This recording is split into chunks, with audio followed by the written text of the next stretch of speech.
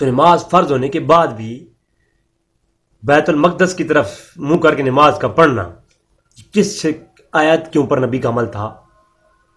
یہ حضور کا وہ علم ہے جو اللہ تبارک تعالیٰ ڈائریکٹ اپنے نبی کو عطا فرماتا ہے.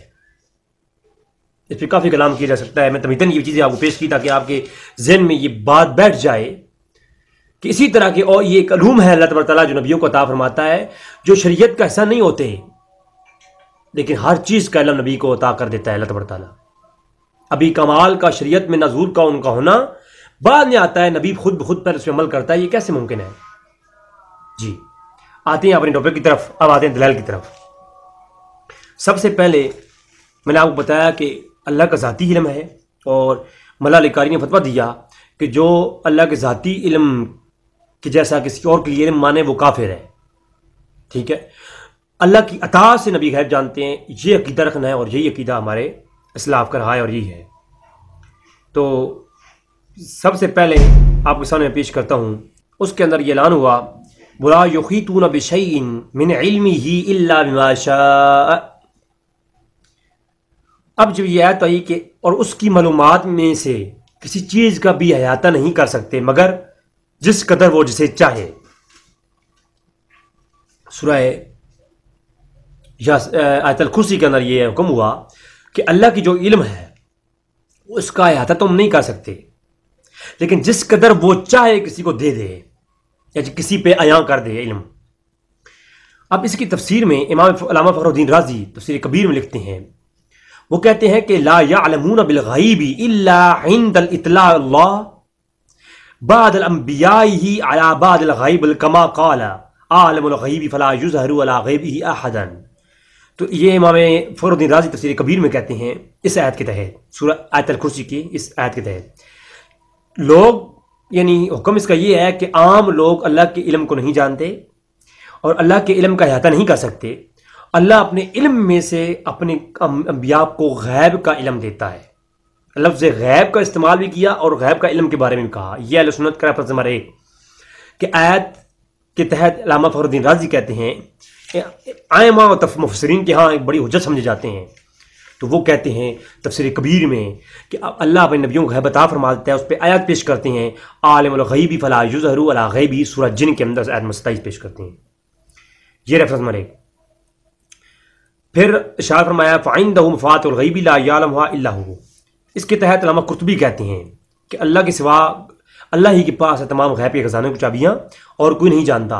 اب چونکہ ان آیت کو پیش کر کے لوگ اس سے غلط عقیدہ لیتے ہیں، میں ان کو اس آیت کا مفہوم مفسرین کے ہاں سے سمجھا رہا ہوں.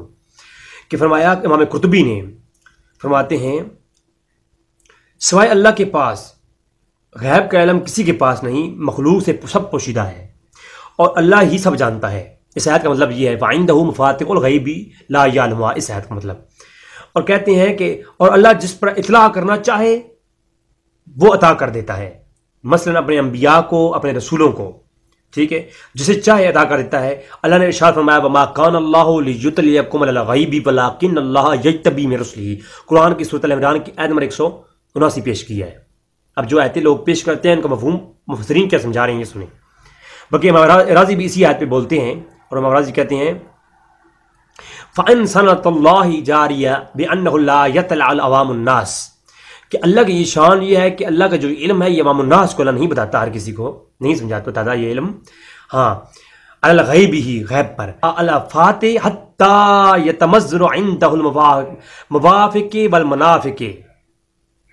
تو امام راضی کہتے ہیں کہ اللہ کی یہ شان نہیں کہ ہر کسی کو عطا کرائے، پھر اللہ اپنے عوام میں سے نہیں بتاتا کسی کو بھی، ہاں اپنے رسولوں میں سے جس پہ چاہتا ہے اسے عطا فرما دیتا ہے. انہیں یہ بھی بتا دیتا ہے کہ ایمان والا کون ہے اور انفاق والا کون ہے. منافق کے بارے میں بتا دیتا ہے کہ منافق تمہاری امت میں کون ہے اور تمہاری امت میں کون ہے وہ جو تمہارے ساتھ مخلص ہیں. امام فخر الدین رازی ہیں. پھر وہ آگے آیت وہی لاتے ہیں قال ولکن اللہ یجتبی من رسلہ من یشاء، یہ سورہ ال عمران آیت 89. تو اس آیت کے تحت امام رازی نے بھی یہی کہا ہے لا تعلمهم ونحن نعلمهم. سورہ توبہ کی آیت نمبر 101 ہے.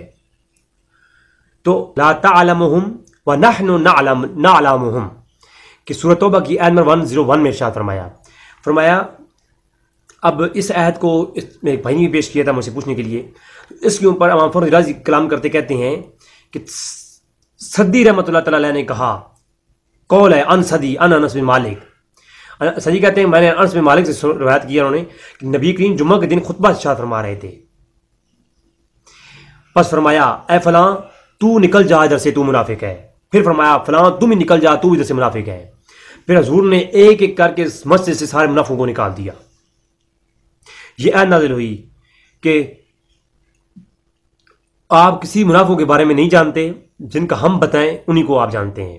یہ آیت نازل ہوئی اور اس کے اوپر کلام کیا امام رازی نے۔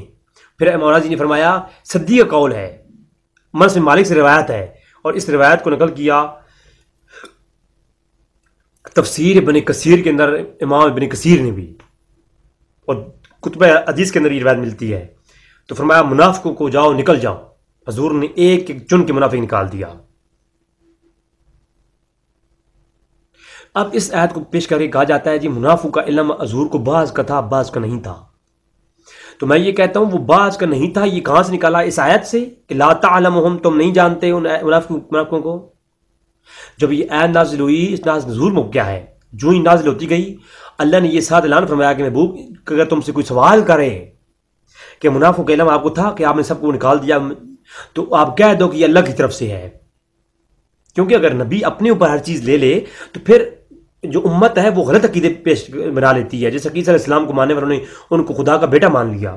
اس لیے نبی عاجزی کیا کرتے ہوئے خود کو کچھ بھی کہہ دے یا اس طرح کہہ دے کہ اچھا اگر قرآن کی آیت کہہ رہی نبی آپ نہیں جانتے، جبکہ نبی کہہ رہا ہے فلاں تو بھی نکل جا، تو بھی نکل جا، سارے منافقین کو نکال دیا، تو قرآن اور حدیث میں ٹکراؤ پیدا ہو گیا۔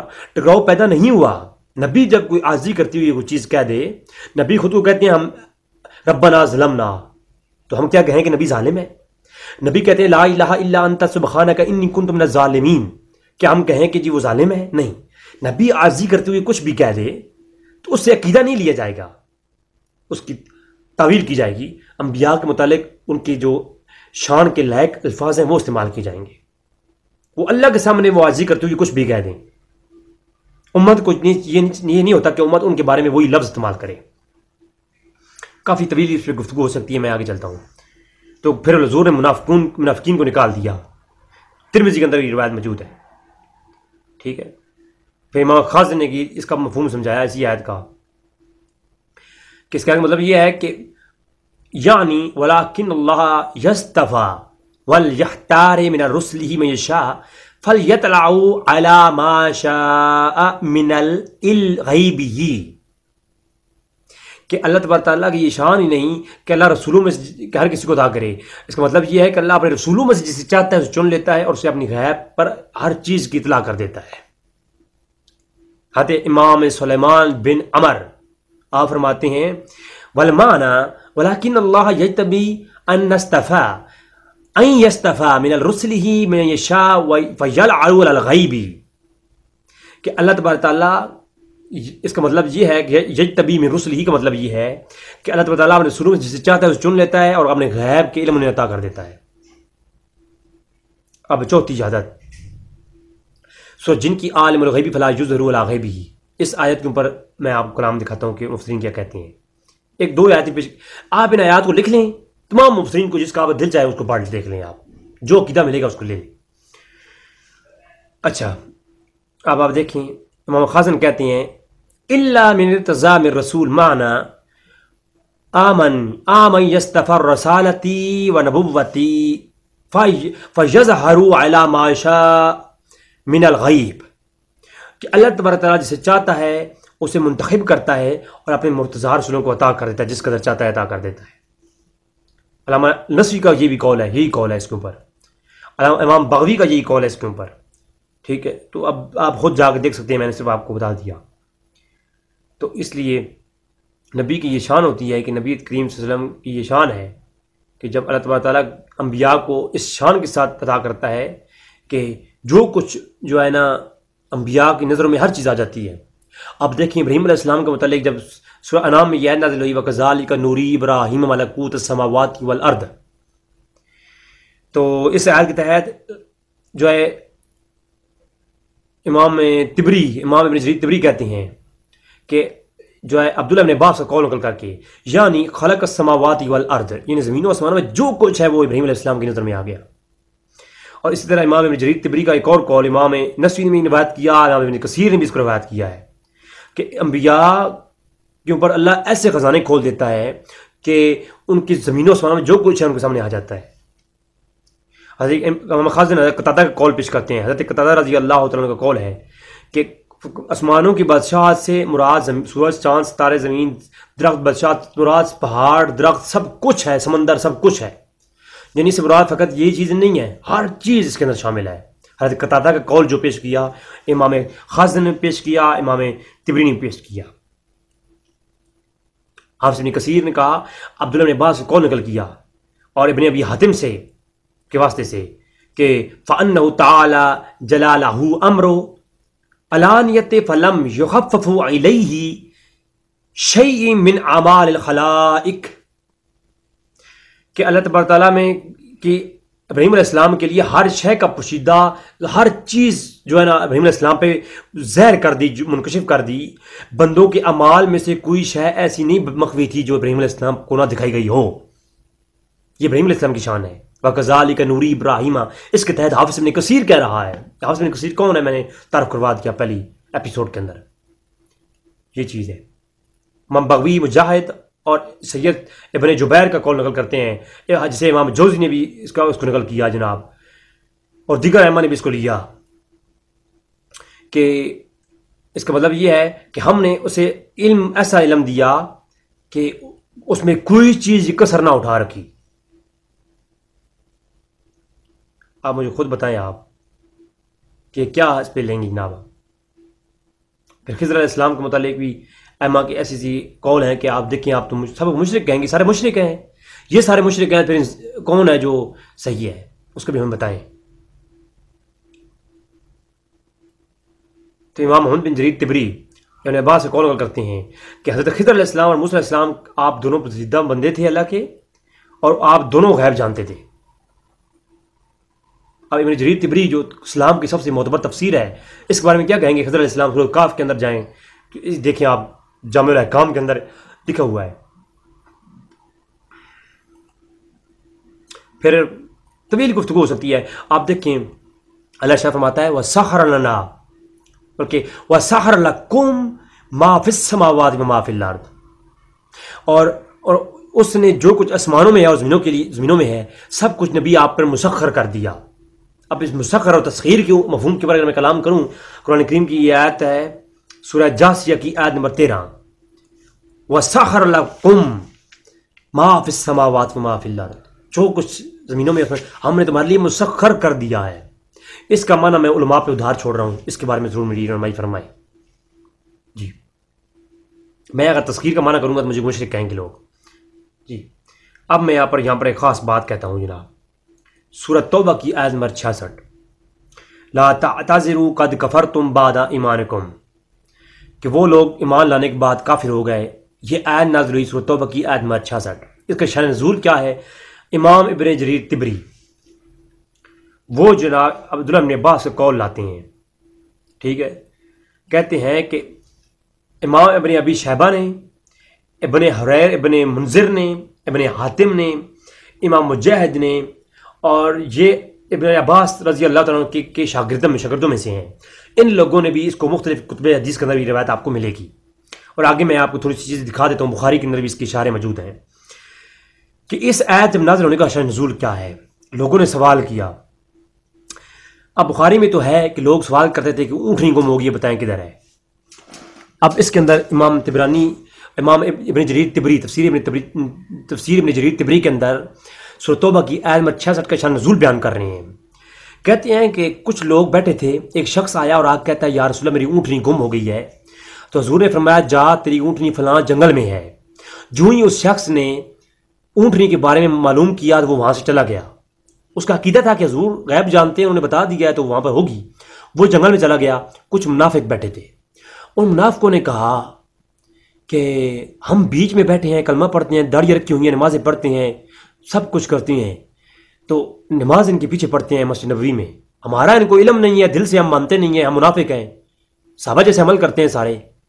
تو ہمارا علم نہیں ہے اور خبریں دیتے ہیں جنگل کی، یحدثنا عن محمد ان ناقۃ فلان بواد کذا او کذا وما یدری بالغیب وما یدری بالغیب، یہ غیب کیا جانے، خود کو نبی کہتے ہیں، ان کو غیب کیا آتا ہے، جنگل کی خبریں دیتے ہیں، ہم پاس بیٹھے ہیں۔ جوں ہی اعتراض کیا حضور کے علم غیب پر اور یہ کہا وما یدری بالغیب، اعتراض کرتے گئے نا، اللہ نے قرآن نازل کر دیا سورۃ توبہ کی آیت نمبر 66، لا تعتذروا قد کفرتم بعد ایمانکم، محبوب ان کو یہاں سے نکالیے، یہ ایمان لانے کے بعد کافر ہو گئے ہیں۔ غیب کا انکار کیا تو ایمان لانے کے بعد کافر ہو گئے، ایمان اگر لایا بھی تھا نا تو ردی کی ٹوکری میں پھینک دو، ان کا ایمان ردی کی ٹوکری میں گیا۔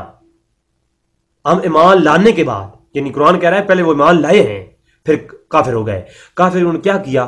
توحید کا انکار کیا، انہوں نے علم غیب وما یدری بالغیب، غیب کا انکار کیا۔ اور میں آگے بخاری اور مسلم کی روایات اس واقعے کی تائیداً پیش کروں گا۔ آپ مجھے بتائیں کہ ایمان لانے کے بعد کافر ہوئے، سورۃ توبہ کی آیت نمبر 66، امام ابن جریر طبری اور امام جلال الدین سیوطی در منصور اور مصنف ابن ابی شیبہ اور دیگر ائمہ نے ان کو اپنے سند کے ساتھ تک روایت کیا ہے اس واقعے کو۔ اب منافقین سوال کرتے تھے حضور سے، یہ جو آیت نازل ہوئی کہ ایمان لانے کے بعد کافر ہو گئے، اس کے تحت بخاری مسلم میں بہت کچھ ہے، اگر سارا گفتگو کی جائے تو بہت وقت ضائع ہوگا۔ آپ دیکھیں عبداللہ ابن عباس سے روایت ہے، یہ صحیح بخاری ہے، کتاب التفسیر ہے،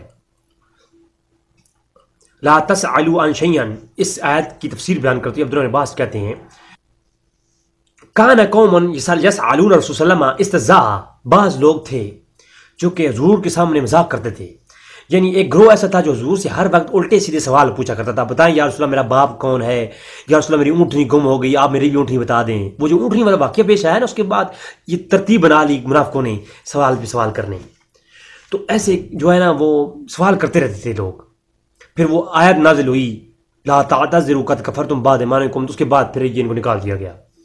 تو وہ سوال کرتے ہیں بتائیں کہ ہماری اونٹنی کدھر ہے، اور کبھی کہتے ہیں بتائیں جی ہمارے جو ہے وہ باپ کون ہے۔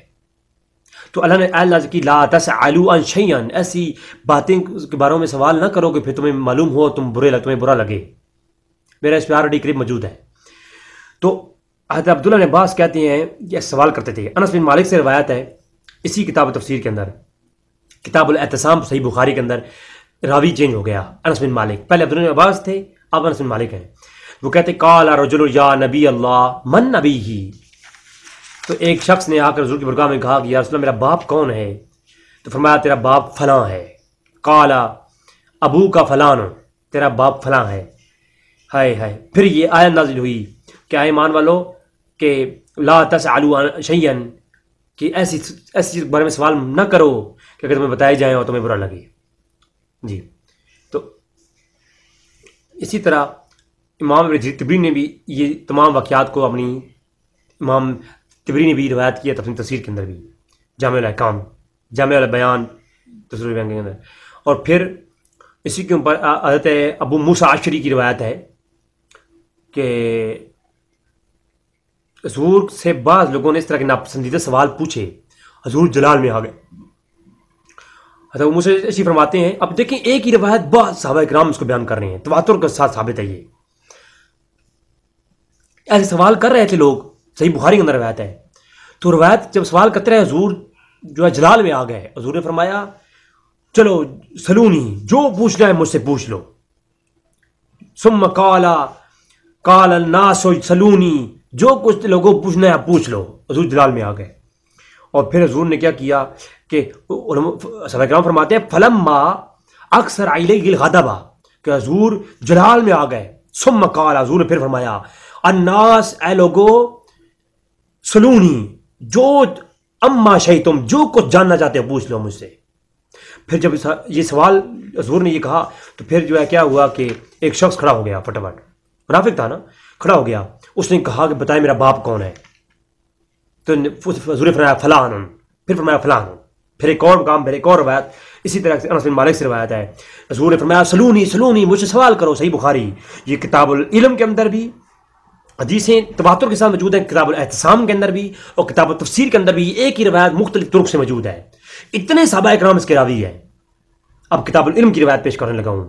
حضرت موسیٰ اشعری فرماتے ہیں جی کہ اسی طرح حضور کے سامنے حضور جلال میں تھے اور سوال کرنے لگ گیا بندہ. تو اس میں سے عبداللہ ابن حذیفہ اٹھے. آپ نے فرمایا کہ بتائیں جی میرا باپ کون ہے؟ فرمایا تیرا ابو کا حذیفہ، تیرا باپ حذیفہ ہے. پھر ایک اور شخص کھڑا ہوا، وہ کہنے لگا بتائیں جی میرا باپ کون ہے؟ حضور نے کیا فرمایا؟ حضور نے فرمایا قال ابو کا سالم مولا شیبتا. فرمایا تیرا باپ سالم ہے جو شیبہ کا غلام کردہ آزاد کردہ غلام ہے. ایک شخص جو سویا ماں کے ساتھ، اس کی ماں کے ساتھ اس کا باپ سویا، اور وہ پیدا ہوا جس نطفے سے، پیدا ہو کر 25 سال کی عمر میں 50 سال کی عمر میں حضور کی برگاہ میں کہتا ہے یا رسول اللہ بتایا میرا باپ کون ہے؟ اللہ کے سوا کس کو علم ہے کہ اس کی ماں کے ساتھ کون سویا تھا، کس کے نطفے سے ہے وہ؟ اگر اللہ کے سوا کوئی نہیں جانتا تو پھر یہ بات تو یہ غیب کی ہے، چھپی ہوئی بات ہے. اس کی ماں کے ساتھ کون سویا تھا یہ بات کوئی نہیں جانتا. اور یہ بات سن کے شرمندہ ہو گیا وہ، کیونکہ وہ سالم کا بیٹا تھا ہی نہیں، وہ کسی اور کا بیٹا تھا، لیکن وہ نطفہ سالم کس سے پیدا ہوا تھا. شرمندہ ہو گیا، وہاں چلا گیا.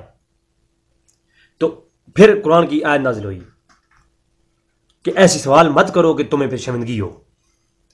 اسی طرح انس بن مالک سے طالب علم کے اندر ایک اور روایت اسی طرح سے معلوم ہے. حضور نے 3 دفعہ کہا جو پوچھنا ہے پوچھ لو.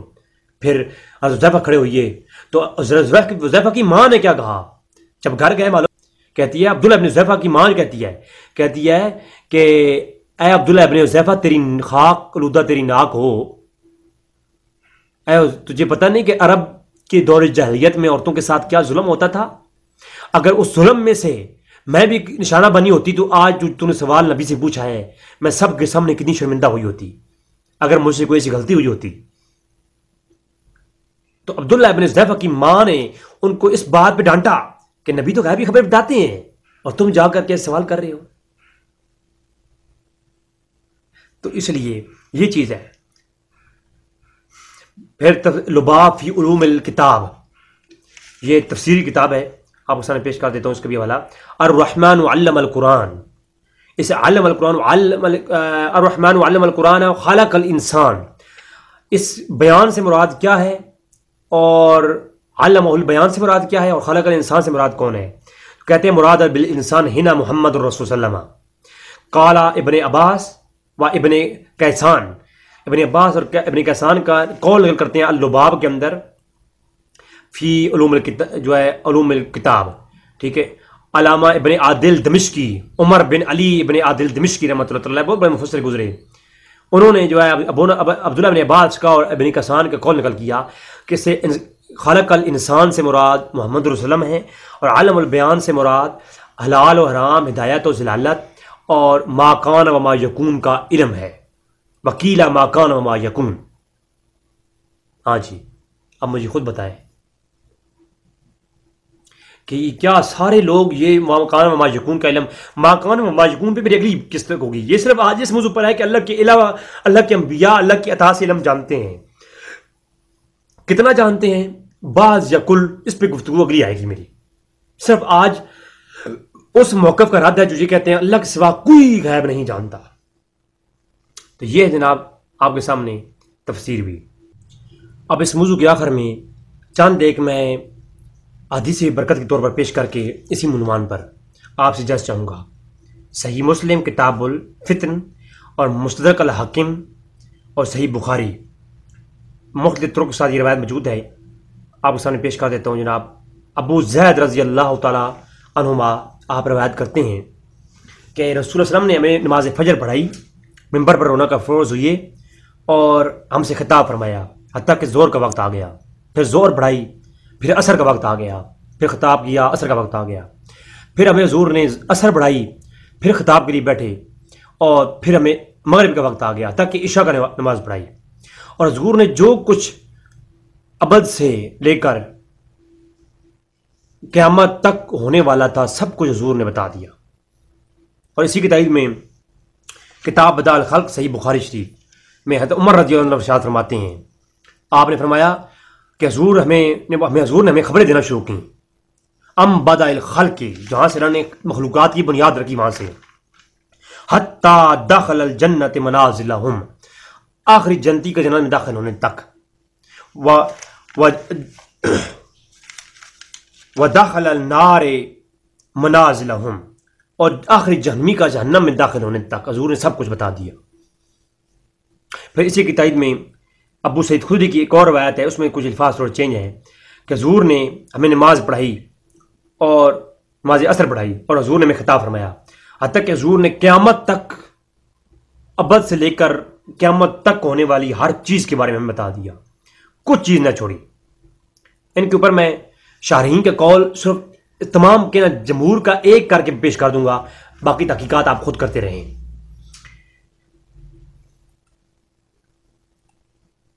اسی آگے حافظ ابن حجر اسقلانی، ان کی فتح باری اٹھائیے، آپ اسی بہت ساری روایات ہیں اسی موضوع پر، بخاری، مسلم، ترمذی اور مسند احمد بن حنبل، اور اس کے علاوہ مستدرک الحاکم، سنن دارمی، ان کتابوں کو ملا کر کے، اور اگر آپ چاہیں تو المعجم الکبیر امام طبرانی کی ملائیں تو تقریباً آپ کو 24 روایات ملیں گی اس موضوع پر کہ حضور فرماؤ، یہ حضور نے قیامت ابد سے لے کر کے، ازل سے لے کر کے، جب سے اللہ نے مخلوقات کی بنیاد رکھی وہاں سے لے کر کے اللہ نے قیامت کے اندر آخری جنتی کا جنت میں داخل ہونے تک اور آخری جہنمی کا جہنم میں داخل ہونے تک سب کچھ بتا دیا۔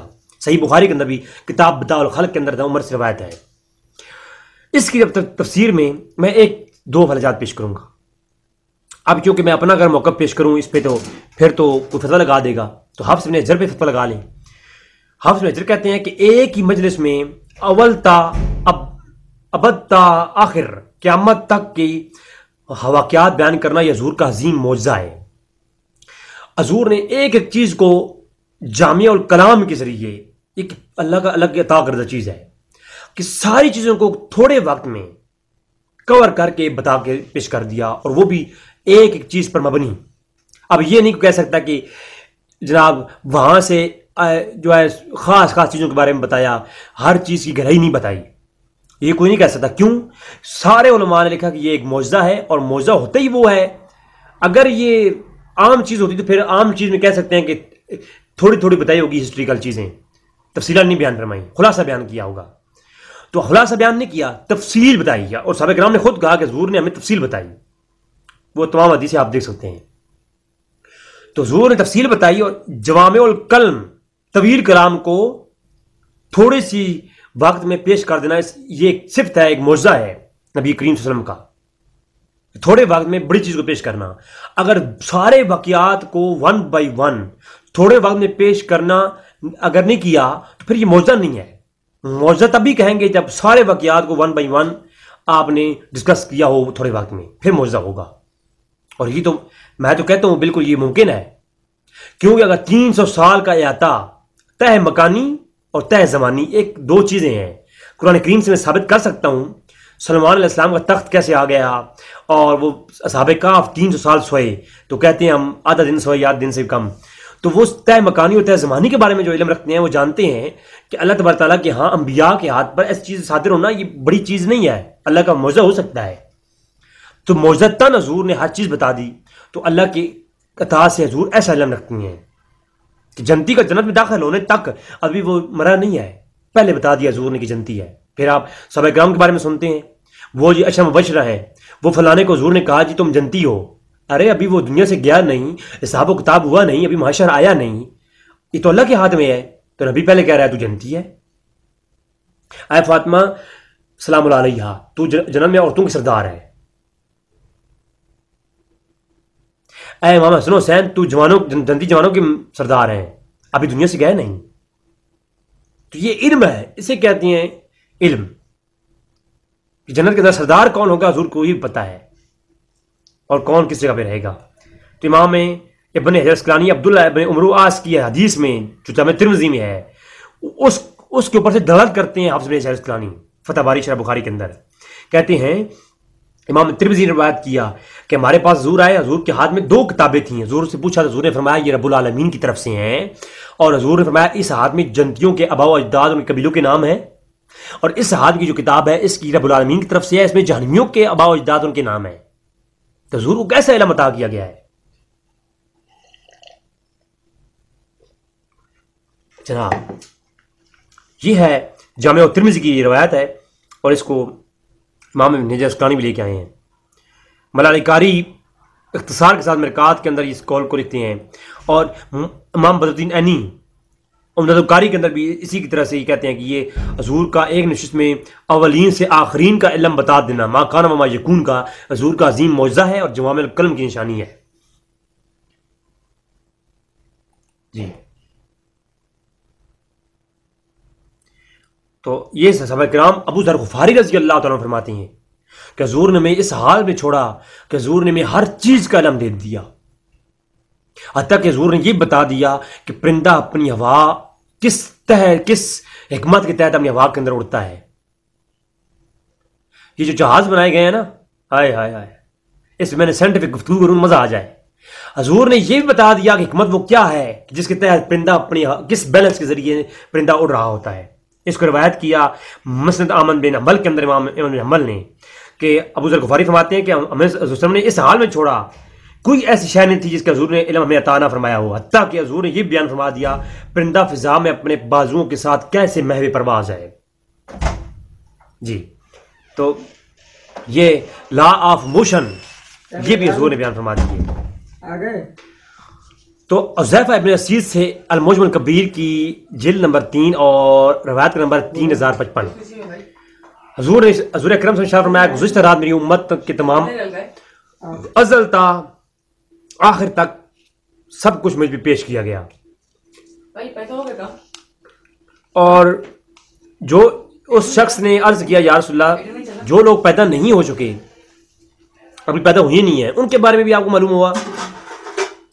اب حذیفہ ابن اسید روایت کرتے ہیں المعجم الکبیر کے اندر کہ حضور نے فرمایا میرے اوپر میری امت کے سارے احوال پیش کیے گئے رات کو، اور میں نے ہر کسی کو پہچان لیا، دیکھ لیا۔ تو شخص نے عرض کی یا رسول اللہ کہ کیا جو ابھی پیدا ہو چکی ہیں اور جو پیدا ہوں گے ان کے بارے میں بھی جن کی تخلیق ابھی نہیں ہوئی؟ تو فرمایا کہ وہ آپ پر کیسے پیش ہو کی گئے؟ تو آپ نے فرمایا کہ مجھ پر ان کی مٹی کی صورتیں پیش کی گئیں، حتیٰ کہ ان میں سے ہر شخص کو میں ان سے زیادہ پہچانتا ہوں۔ حضور فرمایا کہ میری امت پیدا نہیں ہوئی اس کے بارے میں میرے اوپر مٹی پیش کی گئی، میں ان سے بھی زیادہ ان کو پہچانتا ہوں، ہائے ہائے، اور ان میں سے ہر شخص کو زیادہ پہچانتا ہوں کہ تم میں سے کوئی بھی اس کو دوست بھی اس کو نہیں پہچانے گا۔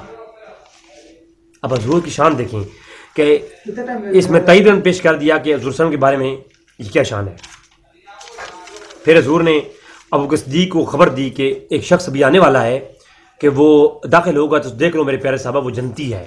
صحیح بخاری کے اندر، مسند احمد بن حنبل کے اندر، فضائل صحابہ کے اندر آپ دیکھیں، مناقب کے اندر موجود ہے۔ تو ایک شخص آنے والا ہے وہ جنتی ہے، اتنے میں دیکھا ابو بکر صدیق آئے، خود بتائیں مجھے۔ پھر جنگ موتا کے مقام پر آپ حیران جنگ بخاری کے اندر ہے، بخاری کے اندر موجود ہے کہ موتا کے مقام پر جنگ ہو رہی تھی، جنگ موتا، اور حضور مسجد نبی میں تشریف فرما تھے اور صحابہ کرام حضور کے ساتھ موجود ہیں۔ جنگ موتا کے مقام پہ ہو رہی ہے، حضور یہاں بیٹھے بتا رہے ہیں اب جنگ ایسے ہو رہی ہے، اب ایسے ہو رہی ہے، اب فلاں کے ہاتھ میں جھنڈا ہے۔ تو یہ بتا دیتا ہوں میں، صحیح بخاری کے اندر کتاب المناقب کے اندر یہ روایت موجود ہے، حدیث کا نمبر ہے 1179 جو میرے پاس ہے، میں اسکین لگا دوں گا۔ انس بن مالک روایت کرتے ہیں کہ نبی صلی اللہ علیہ وسلم نے فرمایا کہ اب جھنڈا زید کے ہاتھ میں ہے، صحیح بخاری پیش کر رہا ہوں جناب۔ حضور مدینہ میں بیٹھے ہیں اور جنگ ہو رہی ہے موتا کے مقام پر، اب جھنڈا حضرت زید کے ہاتھ میں ہے۔ کچھ دیر گزری، فرمایا زید شہید ہو گئے ہیں، اب جھنڈا حضرت جعفر کے ہاتھ میں ہے۔ پھر حضور کی آنکھوں میں آنسو، فرمایا کہ اب میرے جعفر بھی شہید ہو گئے ہیں، اب ابن رواحہ کے ہاتھ میں جھنڈا آ گیا ہے۔ تھوڑی دیر گزری، حضور نے فرمایا کہ اللہ کی تلواروں میں سے ایک تلوار کے ہاتھ میں جھنڈا آ گیا، خالد بن ولید کے ہاتھ میں۔ پھر اللہ نے فرمایا، حضور نے فرمایا کہ اے میرے پیارے صحابہ، تیرے دوستوں کو موتا کے مقام شام کے اندر جنگ ہو رہی ہے، میں مدینہ میں بیٹھ کے بتا رہا ہوں کہ وہ جنگ اللہ نے ہمیں فتح نصیب فرما دی خالد بن ولید کے ہاتھ پہ۔ آپ مجھے خود بتائیں کہ لائیو کمیٹری حضور بتا رہے ہیں جنگ موتا کی مسجد نبی میں بیٹھ کر کے، اب لگائیں فتویٰ شرک کا کہ ہم تو یہ کہتے ہیں اللہ کی عطا سے اللہ تبارک تعالیٰ کے نبی علم غیب جانتے ہیں۔ پھر آپ حیران ہوں گے، ایک اور روایت، اسی روایت کے ساتھ اگلی روایت جوڑ کر آپ سنن داؤد کی دیکھیں تو کیا ہوا کہ حجالہ بن امیہ جلدی جلدی وہاں شام سے نکلے کہ سارا لشکر آرام سے آئے گا، میں جا کر کے پہلے حضور کو بتاتا ہوں کہ یا رسول اللہ ہم جنگ جیت گئے ہیں۔ تو اپنا اونٹ لیا، اپنی سواری لی اور لشکر سے پہلے پہلے نکل آئے شام سے. جب ادھر پہنچے نا تو حضور مسجد نبی میں تشریف فرما تھے. فرمایا یا رسول اللہ میں شام کی جنگ کے حالات آپ کو پہلے آ کر بتانے کی نیت سے پہلے آیا ہوں، ابھی لشکر راستے میں ہے. تو حضور فرمایا یعلا بن امیہ بہت جلدی آئے ہو، آؤ بیٹھو ہمارے پاس، ہم سے سننا پسند کرو گے یا ہمیں بتانا پسند کرو گے؟ وہ حیران ہو گیا، یا رسول اللہ آپ بتائیں. حضور نے بتانا شروع کر دیا، جنگ میں ایسے ایسے ہوا، ایسے ہوا. تو کہتے ہیں اللہ کی قسم ہے یا رسول اللہ، رستے میں آتے ہوئے جو باتیں میں بھول گیا تھا نا، آپ نے تو وہ بیان کر دی ہیں. یہ نبوت کی شان ہے. اس لیے ابن تیمیہ نے پوری کتاب النبوہ لکھی. حضور کی نبوت کے اوپر غیب کا علم ہونا نبوت کی دلیل ہے، اس کے عنوان پر. یہ جنگ موتا آ گئی صحیح بخاری کے اندر کتاب المناقب کے اندر کی. حاطب بن بلتیہ کا خفیہ خط سنن ابی داؤد کے اندر روایت موجود ہے. البدایہ و النہایہ حافظ ابن کثیر نے اس کو نقل کیا ہے کہ حاطب بن بلتیہ کا خفیہ خط ایک عورت لے کے آ رہی تھی جو کہ ایک مسلمانوں کے خلاف بہت بڑی سازش تھی. اس عورت نے اپنے خط کو اپنے بالوں کے نیچے چھپایا اور وہ مدینہ کی طرف آ رہی تھی. تو حضور نے اپنے صحابہ کو کہا کہ جاؤ فلاں جنگل کے اندر ایک لڑکی آ رہی ہے عورت، اس کے پاس حاطب بن بلتیہ کا ایک خط ہے، وہ لے آؤ، اور عورت کو بھی لے آؤ. صحابہ کرام گئے، فل تلاشی لی، لیکن وہ ایسا خط، وہ مگر گئی. اس نے کہا میرے پاس کچھ بھی نہیں ہے. پھر اس کی جب مزید تلاشی لی گئی، اس کے بالوں سے وہ خط نکل آیا. پھر حضور کی برگاہ میں عورت لائی گئی. تو پھر جو ہے اس نے اپنا جرم قبول کیا. حضور نے عورتوں کے حقوق کو دیکھتے ہوئے اس کا جرم معاف کر دیا. حالانکہ مخبری کی بہت بڑی غداری کی بہت بڑی سزا تھی، لیکن حضور کی رحمت جوش میں تھی، حضور نے اس عورت کو معاف فرما دیا. یہ سنن ابو داؤد کے اندر یہ بات موجود ہے. ارے وہ خط جو جاسوست تھی، کسی کو علم ہی نہیں تھا. اچھا صحابہ کرام میں سے میں حیران ہوں، ایسے کئی واقعات ہوئے، کسی صحابی نے یہ سوال نہیں کیا کہیں بھی. ایسے ہزاروں واقعات ہوئے کہ یا رسول اللہ یہ وہ عورت آ رہی ہے، آپ کو کیسے علم ہے؟ یا رسول اللہ فلاں جو ہے اس عورت کے پاس خط ہے، آپ کو کیسے معلوم ہے؟ ایک صحابی کا سوال کرنا نہیں ملتا مجھے. یعنی صحابہ کا یہ عقیدہ تھا ہی نہیں کہ حضور جو بات بتا رہے ہیں وہ جھوٹی ہو سکتی ہے، یہ نعوذ باللہ. اس کے اندر حضور کا جو علم ہے اس کو کوئی نارمل علم نہیں سمجھتے تھے. وہ جانتے تھے کہ نبوت نام اسی چیز کا ہے کہ وہ غیب کی باتیں بتاتے ہیں. آپ خود اندازہ لگائیں. اونٹنی ڈھونڈنے والا شخص حضور کے پاس آیا، بخاری کی میں روایت پہلے پیش کر دی. تو حضور نے وہ اونٹنی کے بارے میں سوال کیا کہ میری اونٹنی کہاں ہے. تو حضور نے یہ نہیں فرمایا کہ مجھے کیا، میں نبی ہوں، شریعت کی کوئی بات پوچھو، مجھے کیا پتا ہے اونٹنی کہاں ہے. دو چار دوستوں کو ساتھ لے کر ڈھونڈو. یہ صحابہ کرام نے یہ نہیں کہا کہ اب اونٹنی گم ہوئی تو یہ نہیں کہا کہ چلو یار کچھ لوگوں کو ساتھ لے لیتے ہیں، ڈھونڈتے ہیں، نبی کے پاس آ جاتے ہیں. یہ صحابہ کا یہ عقیدہ تھا کہ حضور کو اللہ تبارک تعالیٰ نے علم دے رکھا ہے، تو ہم اپنی اونٹنی کو ڈھونڈنے کے لیے کیوں جائیں؟ ہم جا کے حضور سے پوچھتے ہیں ہماری اونٹنی کدھر ہے. ایسے کئی مثالیں آپ کو قرآن حدیث میں ملیں گی، لیکن ایک مثال ایسی نہیں ملیں گی.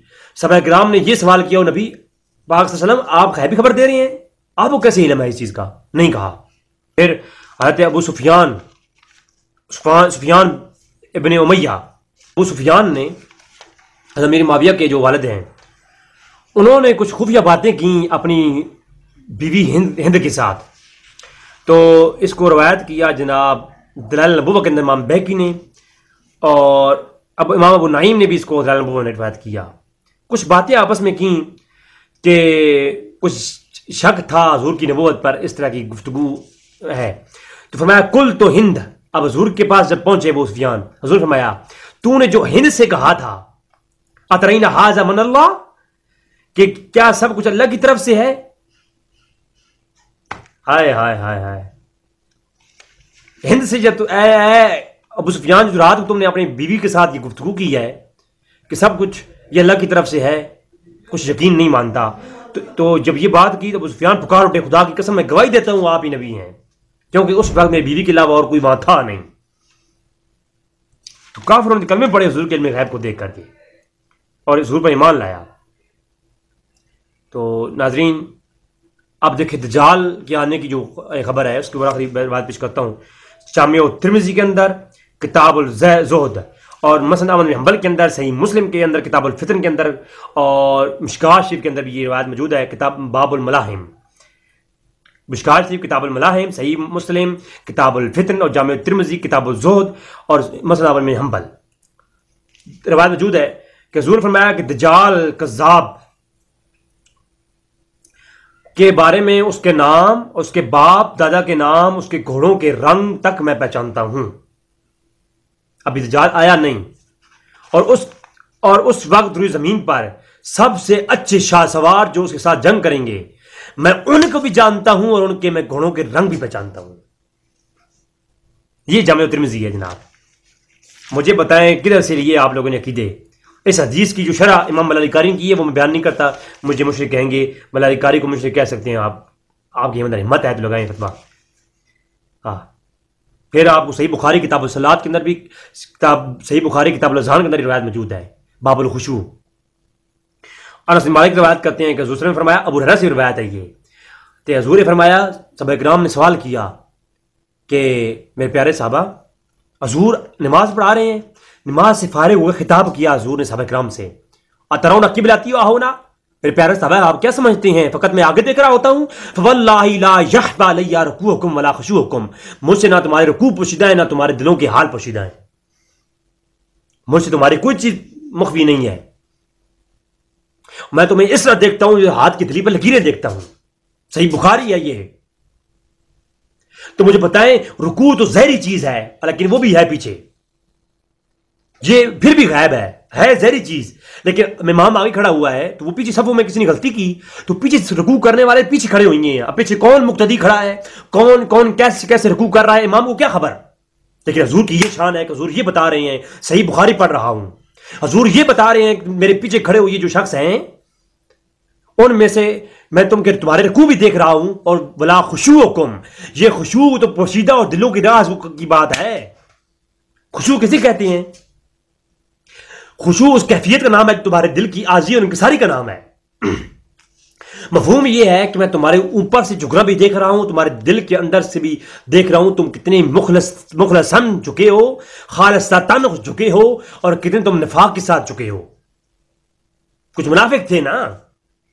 تو حضور بخاری کی روایت ہے، حضور فرما رہے ہیں تمہارے رکوع بھی جانتا ہوں، تمہارے دلوں کے حال، یعنی میں تمہارے پوشیدہ خشوع بھی جانتا ہوں. یہ صحیح بخاری ہے، کتاب الاذان کے اندر بھی اور کتاب الصلاۃ صحیح بخاری کے اندر دو جگہ پر روایت موجود ہے. پھر اسی کی تائید میں صحیح بخاری کتاب الایمان اور کیف کانت یمین النبی صلی اللہ علیہ وسلم روایت کا نمبر 2449، والذی نفسی بیدہ انی لا فوالذی نفسی بیدہ، مجھے قسم ہے اس ذات کی جس کے قبضہ قدرت میری جان ہے، میں محمد کی جان ہے. انی لا اراکم من خلفی کما اراکم من بین یدی، خدا کی قسم میں تم کو پیچھے سے اسی طرح دیکھتا ہوں جس طرح تمہیں سامنے سے دیکھتا ہوں. ہائے، یہ پیچھے سے دیکھنا کیا ہے؟ پیچھے آنکھیں اگر ہوتی بظاہراً تو پھر تو مانتے کہ یہ غیب نہیں ہے. اگر بظاہراً پیچھے آنکھیں نہیں ہیں، اگر معجزہ تن بھی دیکھتے ہیں تو یہ معجزہ غیب پر مبنی ہے. یہ تو میں کہتا ہوں حضور کی ذات سراپا ہے، معجزہ ہے. حضور کی ذات سراپا معجزہ ہے. حضور کے تن میں، لباس میں، بدن میں، کلام میں، روح میں، حضور کے روح بھی حضور کا جسم بھی دونوں معجزہ ہیں. رب کعبہ کی قسم.